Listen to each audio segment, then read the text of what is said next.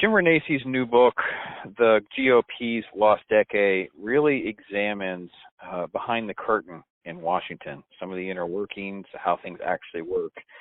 And I think there was a very interesting section in your book, Jim, where you reflected on the Nixon administration, the Congressional Budget Office, and those kinds of things. And I wanted to give you a chance to talk about that transformation and how that took place, kind of like a little bit about what you touch on in the book. And I consider this to be one of the biggest failures of the Nixon administration. It always gets blamed for Watergate and all that kind of stuff. And, obviously most of that is rightfully so. But this kind of stuff just gets overshadowed. And it's like there's really no way to go back and undo some of this stuff. Well, again, my biggest issue was spending, and it's the fiscal state of the nation. It's the opportunity for the House to actually have control on the purse strings. And, of course, this has been a back-and-forth issue all the way through the Nixon administration where President Nixon was trying to get more control. But it's really a House job to set a budget, to set appropriations, which are you take the budget and then you put spending mechanisms in place so that the House and Senate really decide how the money of the federal government monies are spent. And what we have is which blossomed into the budget bills, which were first put into place in the 70s. So we had bills that were passed that said we need to establish a budget, we need to establish appropriations, because it was a way of giving the House primarily and the Senate more control on what was spent and how things are spent.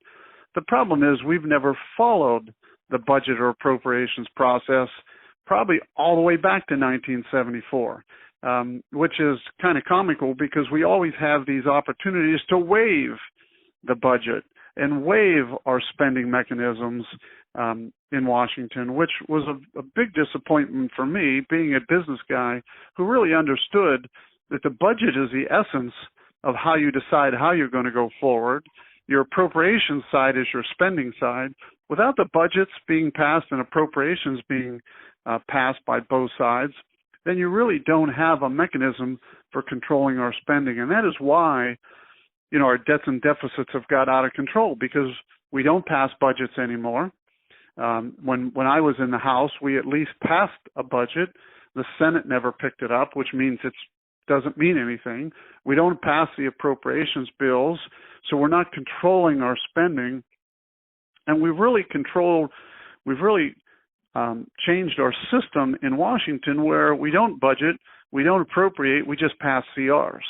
And CRs are continuing resolutions, which just basically say to the president, here's a checkbook, it has $1 trillion in it, you can spend it on however you want to spend it, which is the real downfall for our country, which has caused the debts and deficits to really explode over the years, where now we've just crossed $23 trillion and nobody's even talking about it. Even today, the House and the Senate don't talk about the spending that's going on. We've just learned that we're going to have a $1 trillion deficit again this year for the first time, and nobody's talking about it.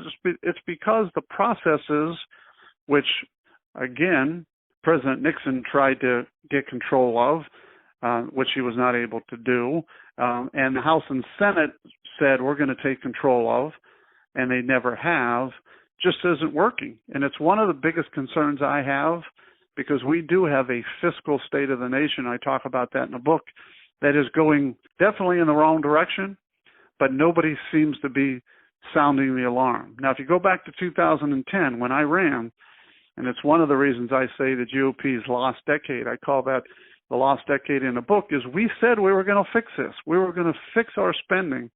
And yet, 10 years later, we've gone from $10 trillion, which back then everybody was concerned about, to over $23 trillion, and nobody's talking about it.